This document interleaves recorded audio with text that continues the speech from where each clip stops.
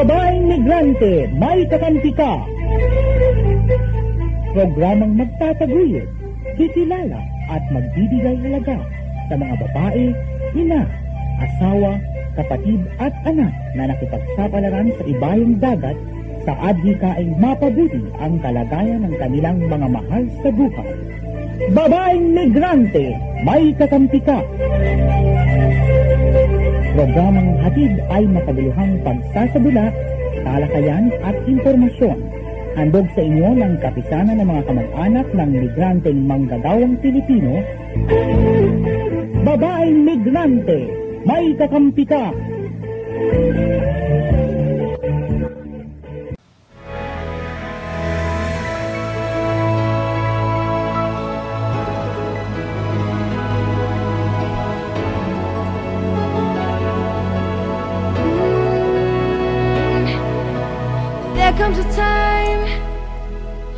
Isang magandang umaga po sa ating lahat mga kaibigan at isang magandang buhay sa ating lahat.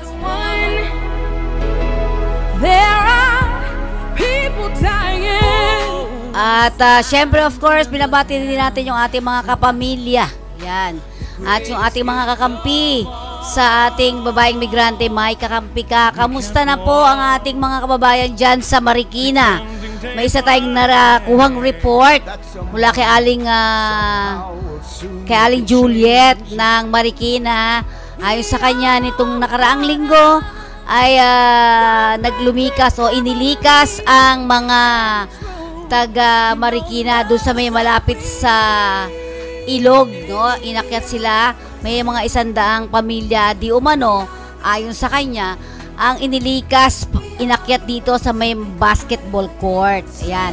Kamusta na kayo ngayon dyan, Aling Juliet? Kamusta na kayo? Sana ay nakabalik na ang ating mga kababayan sa kanilang mga tahanan.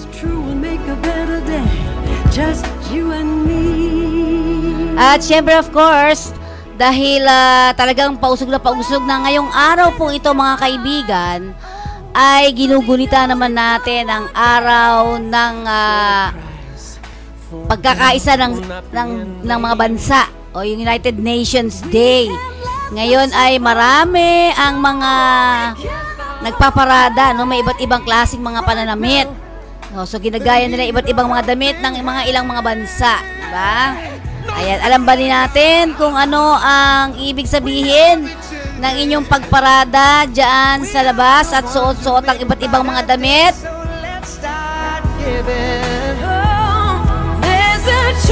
At syempre paalala din natin sa ating mga OFWs dahil ito may pinadala sa atin dito.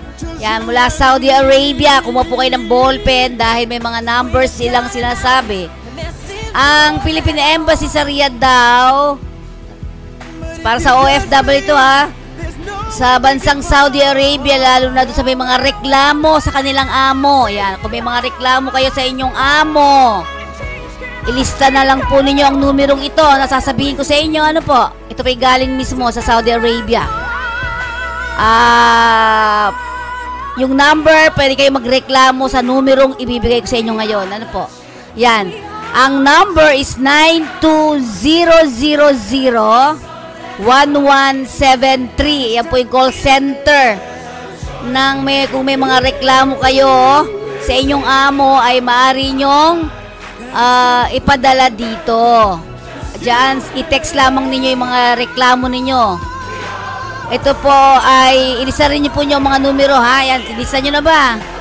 Ito ay paraan, pwede kayong tumawag sa Saudi Ministry of Labor Call Center. Yan. Saudi Ministry of Labor. Yan po yung number na binigay nila, 92000-1173.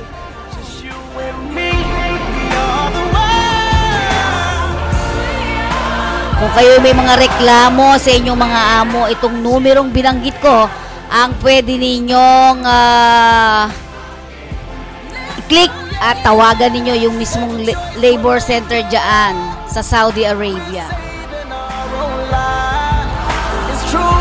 At syempre, ang susunod naman ito ay bukod sa pagdiriwang na ito ng United Nations, Abay, ang di natin makakalimutan sa buong mundo halos ay pinagdiriwang din nila ang November 1 and November 2. Ano nga ba yan?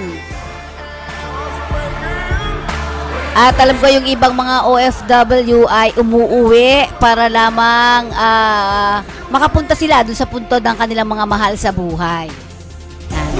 At merong mga ilan din naman na talaga namang November pa lang ay nagsisibali ka na sila para makasama nila ang kanilang mga mahal sa buhay. Pero syempre, paalala natin sa ating mga OFWs, lagi ninyo pong bantayan. Yung mga papaalis naman, lagi po ninyong bantayan ang inyong mga gamit. Lagi kayong alisto. Huwag iwanan mga importante mga gamit kung saan-saan. Dapat ito ay presence of mind parati At huwag nyo kalimutan na kayo ay may bagahing mga importante sa katawan ninyo. Kung kayo ay pupunta ng restroom, dalahin din po ninyo ang inyong mga gamit. Yan. At huwag saan-saan ilalagay.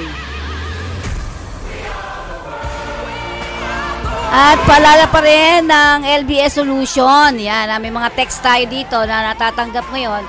Huwag daw ninyong kalimutan ang pagboto sa darating na eleksyon. At syempre, ang pagparehistro o pagpaparegister. Kasi yung iba, wala pang biometric na tinatawag. So, kailangan dapat daw ay check nyong mabuti yan.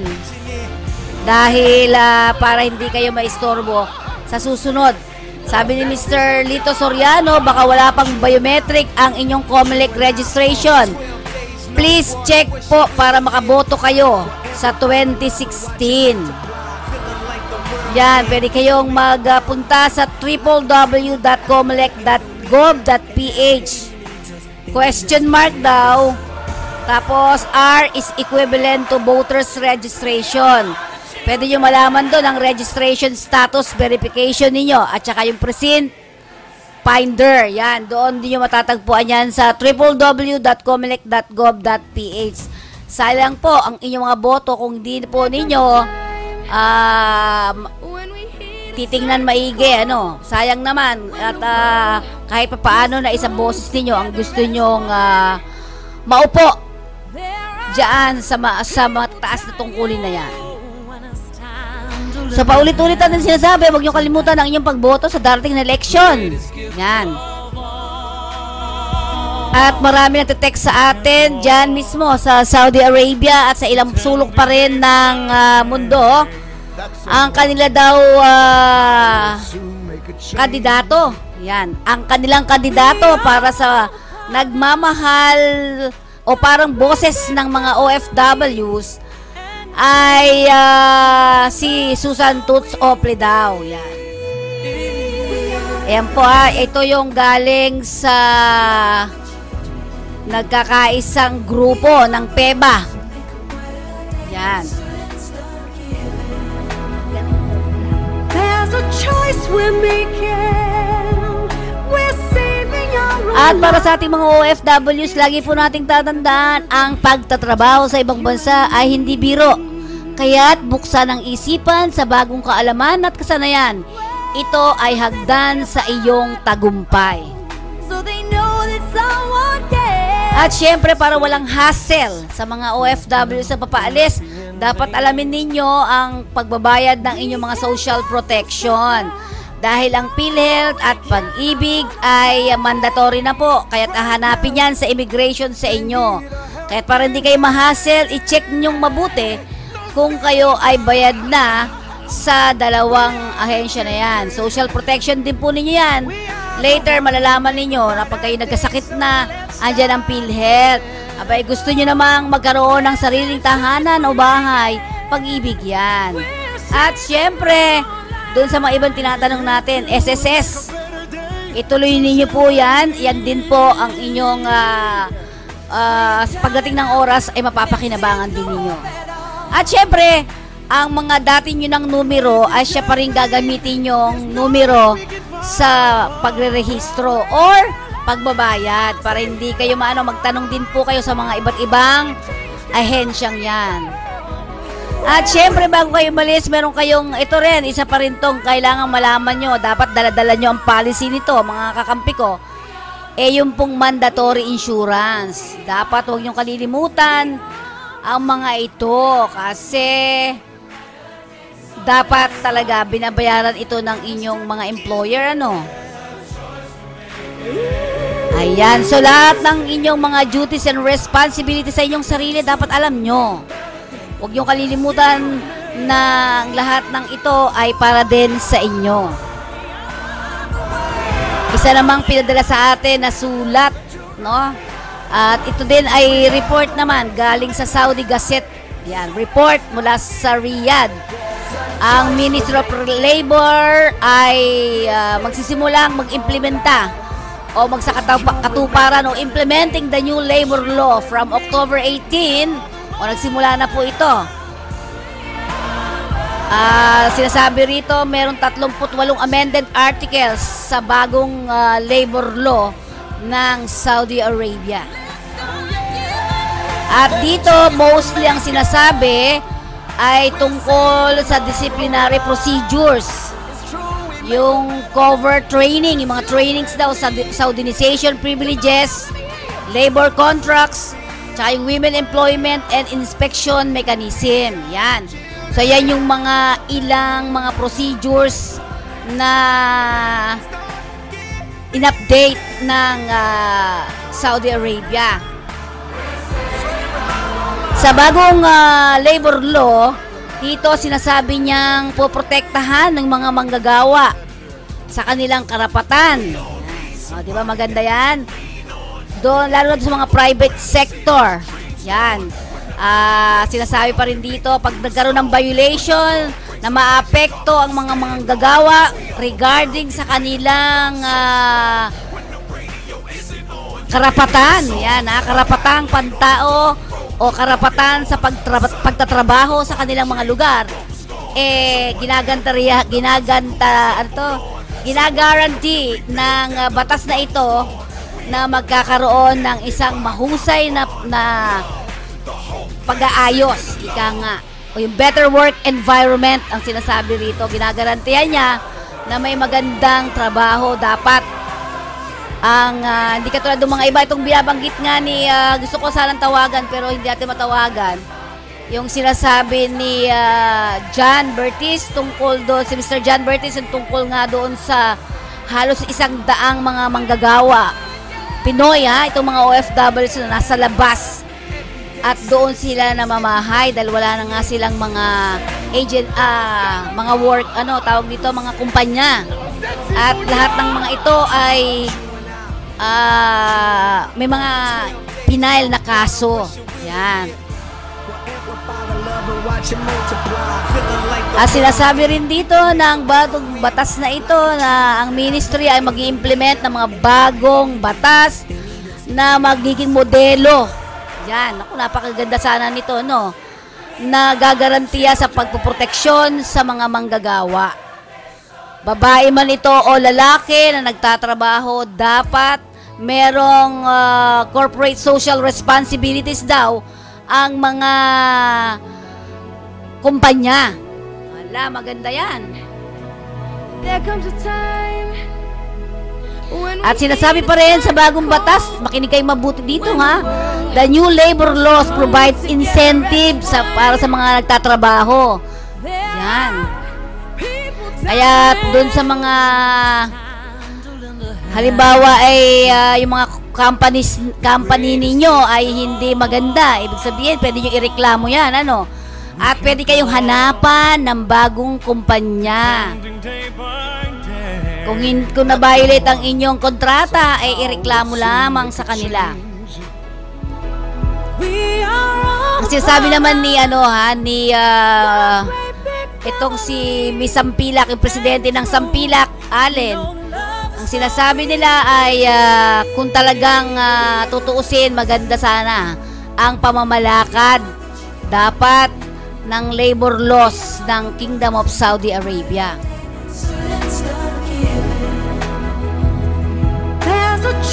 Dito sinasabi rin, ibaba ng mga kababaihan, yung ibaban sa mga kababaihan yung harmful and dangerous occupations. Ibig sabihin, kung mga babae ito, dapat ayusin din nila ang trabaho. Ibig sabihin, hindi dapat nasa vulnerableng kalagayan ang mga nagtatrabahong mga babae.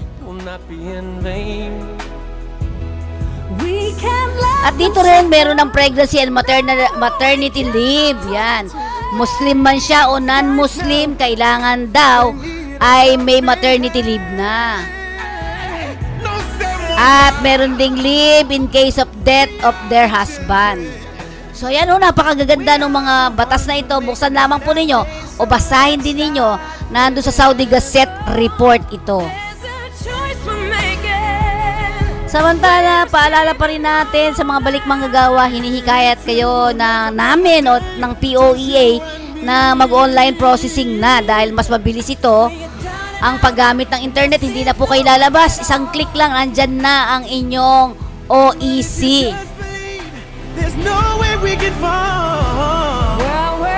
At sa appointment system naman, kailangan talaga ay kasi may mga ilan na hindi nakakakuha o hindi kayo makapasok sa database ng BOM Online. Kasi meron kayong ito yung mga dapat yung i-consider para maka-online processing kayo at makakuha kayo ng OEC. Ito po yung mga reason kung wala kayong POEA record. Yan, hindi kayo makakakuha talaga. Wala kang makitang record sa inyo doon sa POEA. Discrepancy in any records, yan. Undocumented worker, of course, kung undocumented ka, wala ka talagang record sa POEA. Kung nag-change employer po kayo o nag-change kayo ng job site, natural na magbabago din yung inyong OEC. Worker or employer is under watch list, yan. Hindi kayo talaga makakakuha ng inyong OEC. O yung mga OFWs na bumalik ng bansa na meron kayong mga kaso sa labas. Okay, mga OFW na dating sea-based worker. Ayan. Yan po yung mga i-consider natin para sabihin natin na wala tayong makukuhang OEC online. Kaya dapat makahingi tayo ng ng appointment sa POEA. Yan. At kami po ay inyong mabibisita sa aming Kakampi News, kakampi/news.blogspot.com. Sa ating Ustream, it's www.ustream.tv/channel/kakampionline at ang aming website kakampi.wix.com/kakampi. And of course, mabibisita nyo kami sa aming mga Facebook. Yan Facebook natin.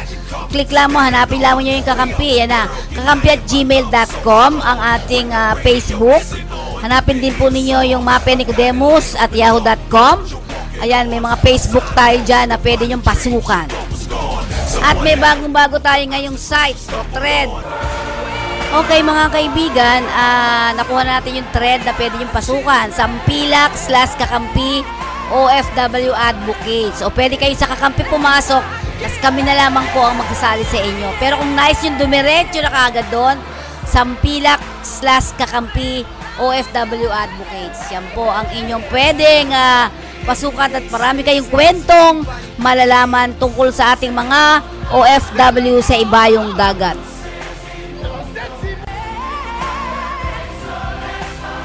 At siyempre ang atin namang magandang balita sa tungkol sa SSS may 35 days o may 35 araw na ngayon mula sa dating 5 araw lamang ang miyembro ng OFW ng Social Security System ay makakapag-file ng kanilang application para sa benepisyo sa pagkakasakit ninyo na hindi naman kayo naratay sa hospital. So 35 days na.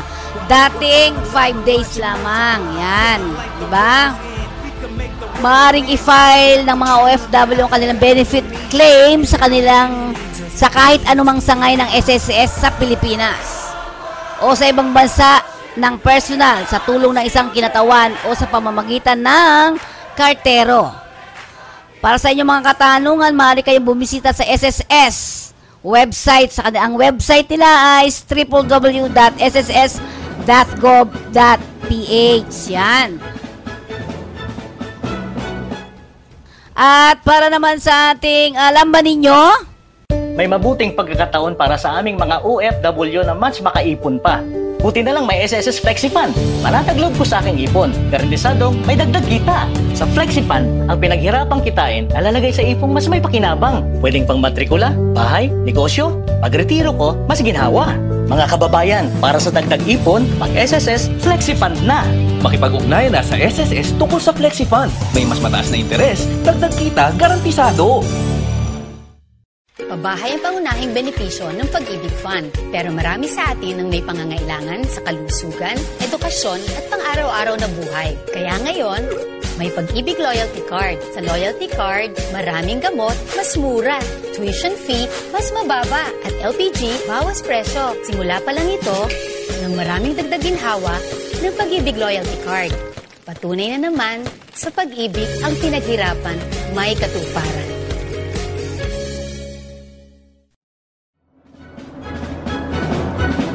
Okay, alam ba ninyo na ang United Nations Day o Araw ng mga Bansang Nagkakaisa ay pandaigdigang ipinagdiriwang tuwing October 24 na may hangaring ipabatid sa mga tao sa buong mundo ang layunin, hangarin at tagumpay ng United Nations.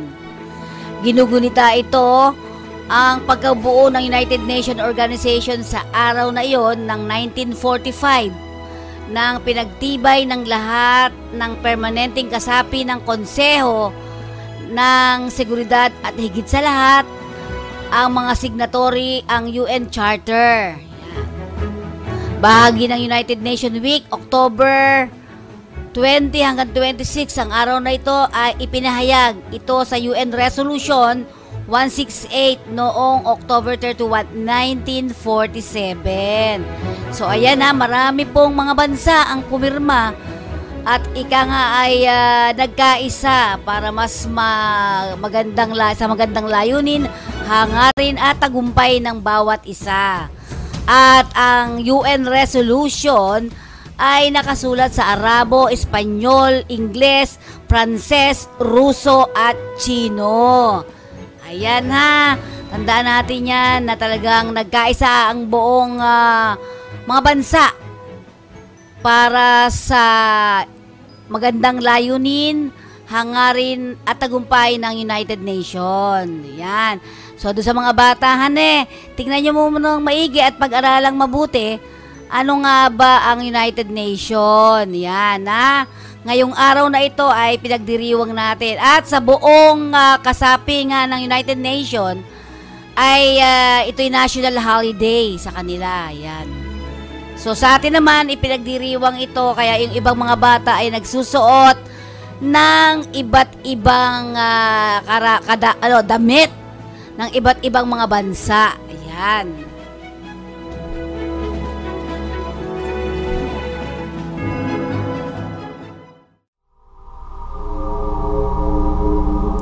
Ang kapistahan ng Todos los Santos, araw ng lahat ng mga santo o araw ng mga santo, ay tinatawag na All Saints Day o All Hallows o Hallow Mass. Sa Ingles, ang katagang Hallows ay santo ang ibig sabihin at ang Mass ay misa. At ito'y pinagdiriwang tuwing ika-1 ng Nobyembre o unang linggo ng Pentecostes bilang paggunita sa lahat ng santo o banal, kilala o hindi kilala. Ang araw nito ay tinatawag na Halloween sa Ingles, katumbas ng ang bisperas ng Todos los Santos o gabi ng pangangaluluwa.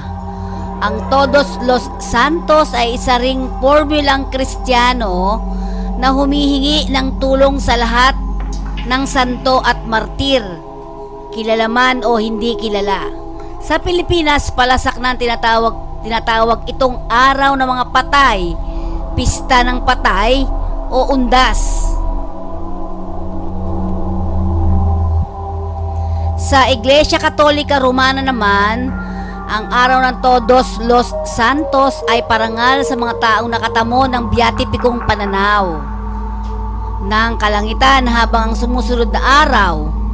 Ang araw ng mga kaluluwa ay paggunita sa lahat ng yumaong mananampalataya na hindi pa nakadadalisay at nakararating sa langit. Meron din namang araw ng mga patay sa Mexico.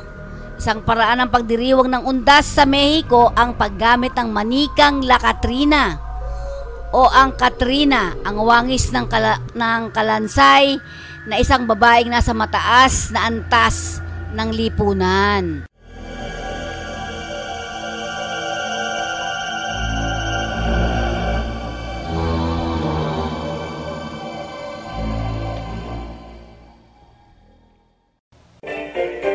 OFW Headlines. Direkta, sariwa, napapanahon. OFW Headlines.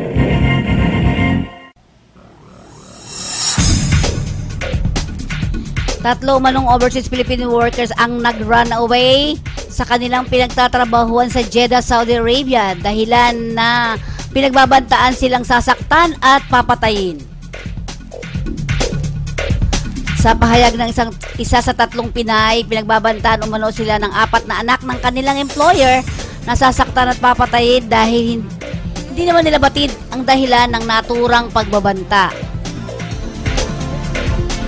Sinabihan pa sila di umano na kahit patayin sila sa loob ng bahay ay walang makakaalam kung sino ang gumawa dahil hindi raw sila totoong employer ng mga ito.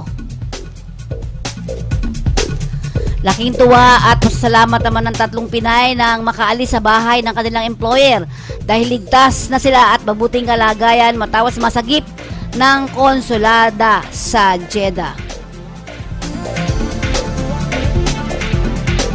Ayon sa pahayag ni Vice Consul Alexander Estomo, Head of the National Assistance Section, isinailalim sa medical check-up ang tatlong Pinay para gamiting ebidensya laban sa naturang employer. Sa ngayon, nakipag-ugnayan na rin ang embahada at OWA sa kanilang ahensya para matukoy at masampahan ng kaukulang kaso ang employer ng mga naturang OFW. Sa ngayon, ang tatlong Pinay ay nasa pangangalaga ng konsulada sa Jeddah. Samantala, pinayuhan ng Federation of Filipino Communities sa Israel ang mga overseas Filipino workers na mag-ingat at maging mapagmatyag matapos ang sunod-sunod na pag-atake sa bansa.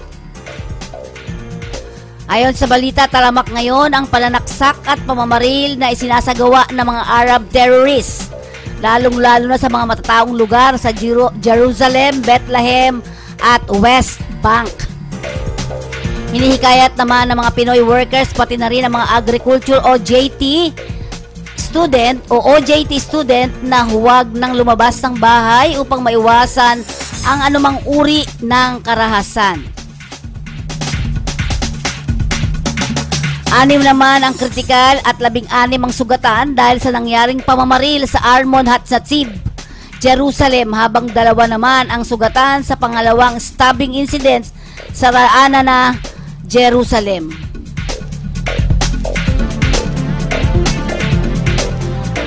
Hinggil naman dito, nakipag-ugnayan na rin sa Philippine Embassy na nakabase sa Tel Aviv para sa anumang impormasyon sa mga kaganapan sa naturang bansa. Samantala, 9 na buwang namamalagi sa kulungan ng isang Pinay worker sa Hong Kong dahil sa pagpupuslit ng sigarilyo.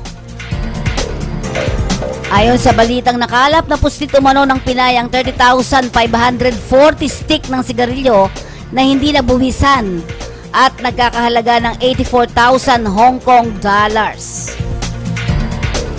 Nahuli ang Pinay nitong August at nakuha sa kanya ang mga sigarilyo sa State Square kung saan niya binibenta ang mga naturang sigarilyo. Kahit di umano humingi na ng tawad at nangakong hindi na uulit ang Pinay, hinatulan pa rin ng korte ng mababa dahil sa awa sa kanyang kalagayan at sitwasyon pinansyal. At mula dito napag-alaman din na pangatlong beses na nahuli ito dahil rin sa pagkapare-parehong gawain at nakulong ng tiga-6 na buwan sa unang 2 bilang. Ayon naman kay Mr. John Bertiz, kasalukuyang nasa Kingdom of Saudi Arabia sa ngayon, hindi totoo di umanong nabalitang isang Pinay ang ni-rape at nakomatos. Sa katunayan anya, nagkasakit di umano ang Pinay kaya't naging peligrosa ang buhay nito. Hindi po siya biktima ng rape. Siya po ay may karamdaman na tinatawag na yung lupus, yung very rare disease. So she acquired that disease long before na mapunta siya ng Riyadh. Samantala sa ilang mga balita pa natin, mula ito sa PEBA, grupo ng mga vlogger sa Ibayong Dagat na may membrong 200,000.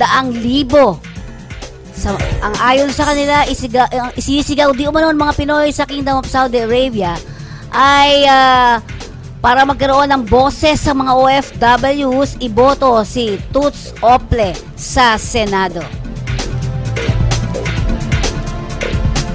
Samantala, mga babala sa Philippine workers na naghahanap ng trabaho sa labas ng bansa na mag-ingat sa mga peking recruitment agency na gumagamit din ng Peking Overseas Employment Certificate o OEC para sila ay makapambiktima. Ayon sa balita, sa mga na-deploy na peke, ang kanilang papeles mas mahirap ang katayuan nila sa labas ng bansa. Ngayong 2015, 45 Pinoy ang naaresto sa Ninoy Aquino International Airport dahil sa Peking OEC matapos silang i-turn over sa POEA. Yan ang ating mga balita sa araw na ito.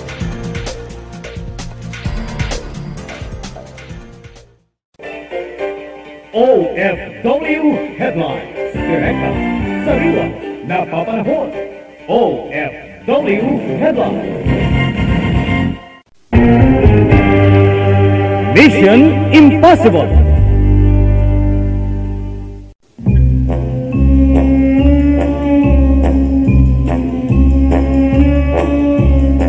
Gaano man kabigat, problemang legal may katapat dito sa Mission Impossible.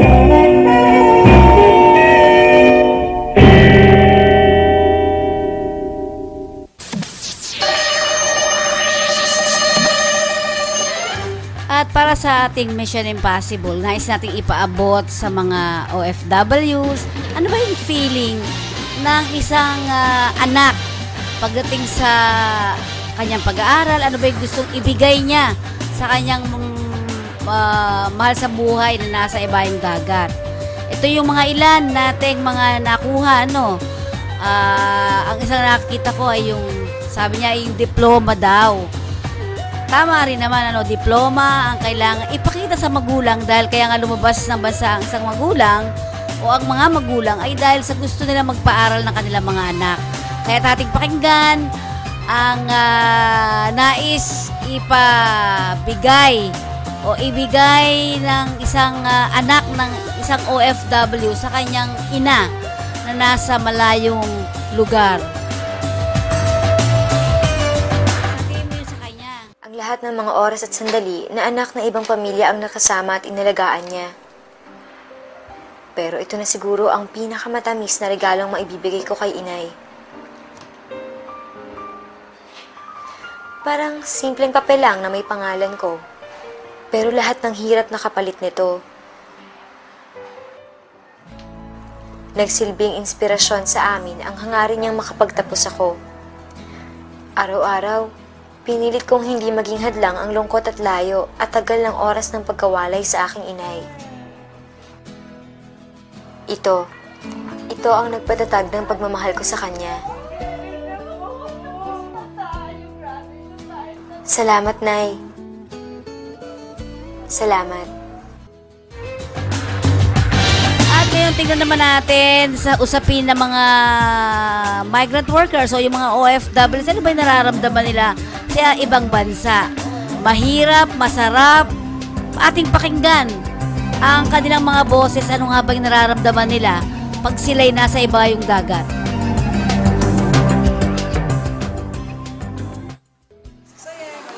Mga experience ko doon, masasaya. Mayroong malungkot, mayroong masaya. Kung naalala ko yung mga anak ko, nalulungkot ako. Pero pag naisip ko yung mga, kung hindi ako magtatrabaho sa abroad, wala rin kinabukasan yung mga anak ko. Kaya yung homesick ko, pinaglalabanan ko na lang para maibigay ko ang kinabukasan ng mga anak ko. Dati hindi nakakaluwag na gano, pero pagka nakapag-abroad ka, medyo angat ng konti ang buhay. Tapos, yun naman pag-abroad, sa umpisa lang naman mahirap yun eh. Unang 2 linggo, parang nahihirapan ka, pero pag nagtagal, makakaya mo rin yun. Siyempre, importante muna yung marunong ka sa buhay mo. Tsaka marunong ka makisama, matututo ka rin naman doon na iba-ibang lahi yung makakasalamuha mo. Halos sabihin na natin na talagang isang kahig, isang tunga. Ngayon, kahit pa paano, pag-aaralo namin ng maayos ang aming mga anak. Ay tataguyod namin hanggang sa koleyo. Kung sa homesick ho, halos araw-araw ho, mararamdaman nyo yun. Kaya nga lang kailangan dala ho ng kahirapan. Para doon, sa nagbabalak na mag-ibang bansa, siguraduhin lang, unang-una siguraduhin nila ang kanilang kumpanyang papasukan o kung hindi, yung agency ang kanilang pag-a-applyan. Kung decided sila, kung dedicated sila na gusto nilang magtrabaho sa ibang bansa, go lang sila. Kaya lang, kailangang sundin nila ang disiplina. Kung kahit nasaang bansa sila, sumunod lang sila sa rules and regulations, sa batas, wala nang maging problema. Sa simula talaga mahirap. Pero nasa sayo na yun kung paano mo i-encounter yun. So yung faith in God and at the same time, yung courage mo to go on. Para sa sarili mo, sa pamilya mo, kung may mga pangarap ka. So mga kaibigan, yan ang ating mission ngayong sa araw na ito, ang alamin ang mga kalagayan ng bawat isa. Sa pamilyang naiwan dito, ano nga ba yung nais din nila? Ang nakita natin dito mga kaibigan at kakampi ko, ay pareho sila na masaya kapag nagpapadala. Ganun din naman ang pamilyang naiwan dito, mayroon naman din silang dapat i-contribute sa bawat isa. So, ibig sabihin, masaya malungkot ang buhay ng isang migrante kasama ang pamilya nito. They longing for somebody or nalungkot sila dahil namimiss nila ang kanilang mga mahal sa buhay. Yan po ang ating misyon sa araw na ito, ipaglapit yung ating mga pamilya sa kanilang mga magulang o ang mga OFW, lalo na yung mga magulang, ilapit naman sa kanilang pamilya.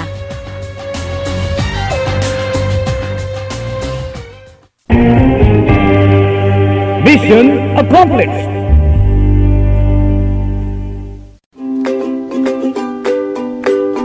At ngayon nakuha naman natin ang ating chikahang buhay sa araw na ito at makakasama natin isa na namang OFW.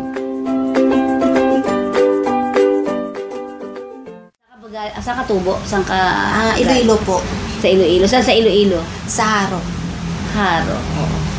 So, ang layo yun sa city. Malayo ba sa city Hindi, yun? malapit lang yun sa city, ma'am. Okay. So, bakit ka aalis? Aalis po ako ng Hong Kong. Ngayon? Opo. Pero bakit ka aalis ulit? Nakailimang taon ka nga, dire-diretso doon sa pinanggalingan mong Kuwait. Kasi mahirap po ang buhay, ma'am. Hindi ka nakaipon? Hindi. Bakit? Kasi ang pamilya ko po ang lahat ng sahod ko nandun sa kanila. Sa kanila? Opo. Ano naipon mo? Ang naipon ko na yung pagpa-uwi ko ng pera. Hindi, ano yung napundar mo sa Pilipinas? Po. Bakit? Kasi po, ang mahirap lang po kami. Yung nanay ko may sakit. At saka yung mga kapatid ko wala namang trabaho.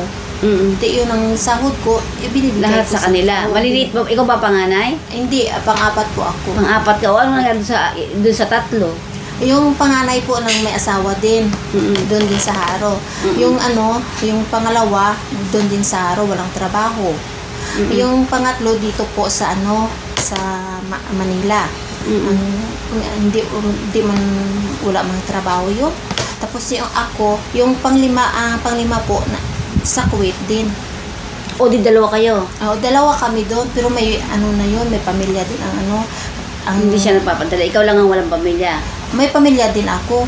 Pero naawa ako sa mga kapatid ko at saka sa nanay ko. O, sabi ng asawa mo nung ganyan? Wala siyang problema. Hanggang ngayon, walang problema din?